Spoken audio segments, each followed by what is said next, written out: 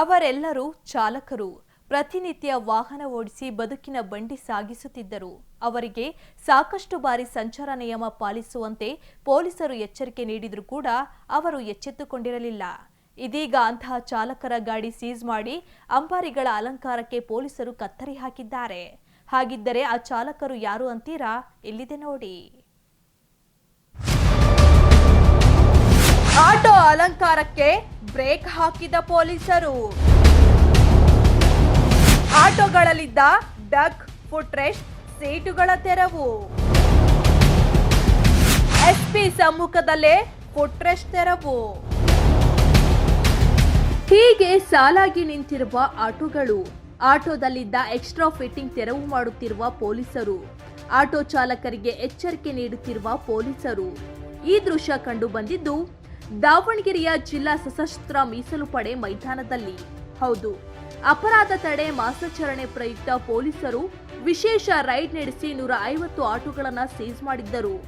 ದಾವಣಗೆರೆ ನಗರದಲ್ಲಿ ಸುಮಾರು 7,000 ಆಟೋಗಳಿದ್ದು, ಆಟೋ ಚಾಲಕರು ಟ್ರಾಫಿಕ್ ವೈಲೆನ್ಸ್, ಸಿಗ್ನಲ್ ಜಂಪ್ ಮಾಡುವುದರ ಜೊತೆಗೆ ಸಂಚಾರ ನಿಯಮ ಉಲ್ಲಂಘನೆ ಮಾಡುತ್ತಿದ್ದರು. ಈ ಬಗ್ಗೆ 4-5 ಬಾರಿ ಆಟೋ ಮಾಲೀಕರು ಚಾಲಕರನ್ನ ಕರೆದು ಸಭೆ ಮಾಡಿದರೂ ಯಾವುದೇ ಪ್ರಯೋಜನವಾಗಲಿಲ್ಲ.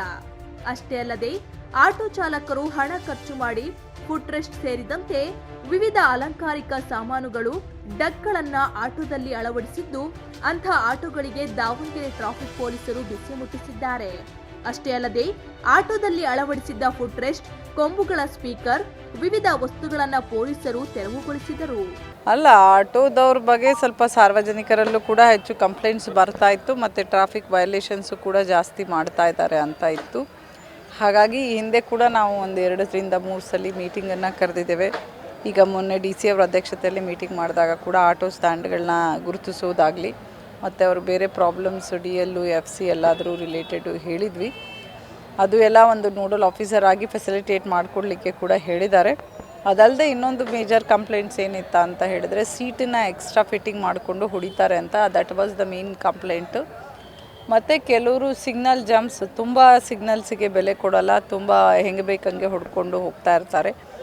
ಸೊ ಆ ಒಂದು ನಿಟ್ಟಿನಲ್ಲಿ ಇವತ್ತು ಕೂಡ ತಗೊಂಡು ಬಂದು ಆಟೋಸ್ಗೆ ಎಲ್ಲ ಎಕ್ಸ್ಟ್ರಾ ಫಿಟ್ಟಿಂಗ್ಸ್ ಏನೇನಿದೆ ಅವರೇ ಸ್ವತಃ ನಾವು ರಿಮೂವ್ ಮಾಡ್ತೀವಿ, ಇನ್ನು ಮುಂದೆ ಈ ಥರ ಮಾಡೋದಿಲ್ಲ, ನಾವು ಫಾಲೋ ಮಾಡ್ತೀವಿ ಮ್ಯಾಕ್ಸಿಮಮ್ ಅಂತ ಹೇಳಿದ್ದಾರೆ. ಸೊ ಇವತ್ತು ಇಷ್ಟು ಮಾಡೋದ್ರಿಂದ ಇದು ಬೇರೆಯವ್ರಿಗೆ ಕೂಡ ಮೆಸೇಜ್ ಹೋಗಬೇಕು, ಅವರು ಕೂಡ ಇದರಿಂದ ಬದಲಾಗಬೇಕು ಅಂತ ಅವ್ರು ಆಗ್ತೀವಿ ಅನ್ನೋದೊಂದು ಭರವಸೆ ಕೊಟ್ಟಿದ್ದಾರೆ. ಹಾಗಾಗಿ ಏನೇನು ಎಕ್ಸ್ಟ್ರಾ ಫಿಟ್ಟಿಂಗ್ಸ್ ಇದೆ ಅದನ್ನೆಲ್ಲ ಇವಾಗ ತೆಗಿತಾರೆ, ತಗೊಂಡು ಬಿಡ್ತೇವೆ. ಬಹುತೇಕ ಇಲ್ಲ. ಈಗ ಫಾರ್ ಎಕ್ಸಾಂಪಲ್ ಇಲ್ಲಿ 150 ಬಂದಿದ್ದಾರೆ. ಅದರಲ್ಲಿ 24 ಜನದ್ದು FC ಮತ್ತು 24 ಜನದ್ದು DL ಇಲ್ಲ ಅಂತ ವೆರಿಫೈ ಮಾಡಿದ್ದಾರೆ. ಅದ್ರ ರಿಲೇಟೆಡು ಕೂಡ ಇವಾಗೆಲ್ಲ ನೋಡಲ್ ಆಫೀಸರ್ ಮಾಡಿರೋರನ್ನ ಅವರಿಗೆಲ್ಲ ಡಾಕ್ಯುಮೆಂಟ್ಸ್ ತಂದು ಅದೆಲ್ಲ ಅಪ್ಡೇಟ್ ಮಾಡಿಕೊಡುವ ವ್ಯವಸ್ಥೆ ಕೂಡ ಮಾಡಿಸ್ತೇವೆ. ಈಗ ಸುಮಾರು 150 ಆಟೋಗಳನ್ನು ತೊಗೊಂಡು ಬಂದಿದ್ರು. ಸೀಸ್ ಮಾಡಿದ 150 ಆಟೋದಲ್ಲಿ 24 ಜನರ ಬಳಿ DL, 24 ಜನರ ಬಳಿ FC ಇರಲಿಲ್ಲ. ಅಷ್ಟೇ ಅಲ್ಲದೆ ಆಟೋಗಳಿಗೆ ಎಕ್ಸ್ಟ್ರಾ ಫಿಟ್ಟಿಂಗ್ ಫುಟ್ರೆಸ್ಟ್, ಸೀಟುಗಳನ್ನು ಅಳವಡಿಸಿಕೊಂಡು ಸೀಟು ಒಡೆಯುತ್ತಿದ್ದು, ಅಂತಹ ಆಟೋಗಳನ್ನು ಪೊಲೀಸರು ಸೀಸ್ ಮಾಡಿದ್ದರು.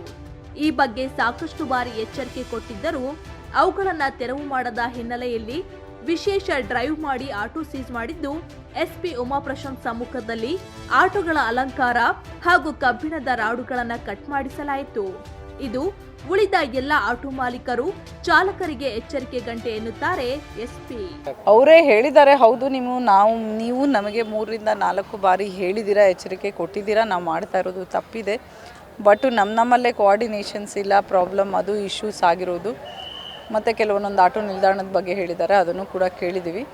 ಸೊ ಅವ್ರದ್ದು ಏನೇ ಸಮಸ್ಯೆ ಇಂಟರ್ನಲ್ ಇದ್ದರೆ ಕೂಡ ಫೈನಲಿ ಎಲ್ಲರೂ ಟ್ರಾಫಿಕ್ IME ರೂಲ್ಸ್ನ ಒಬೆ ಮಾಡಬೇಕು.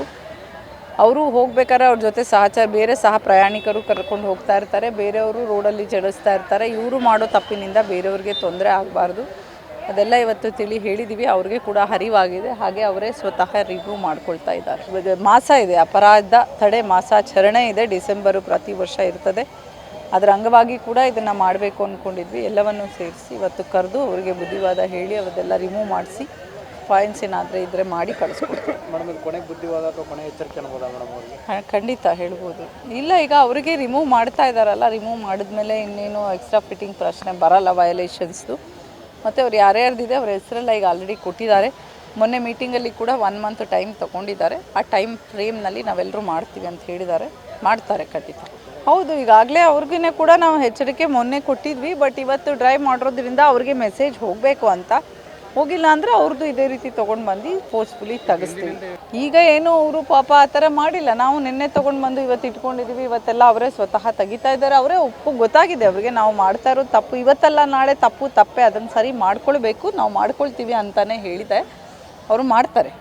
ಒಟ್ಟಿನಲ್ಲಿ ರೂಲ್ಸ್ ಬ್ರೇಕ್ ಮಾಡುತ್ತಿದ್ದ ಆಟೋ ಮಾಲೀಕರು ಚಾಲಕರಿಗೆ ಪೊಲೀಸರು ಶಾಕ್ ನೀಡಿದ್ದು, ಇನ್ನಾದರೂ ಆಟೋ ಚಾಲಕರು ಮಾಲೀಕರು ಎಚ್ಚೆತ್ತುಕೊಳ್ಳುತ್ತಾರಾ ಎಂಬುದನ್ನು ಕಾದು ನೋಡಬೇಕಿದೆ.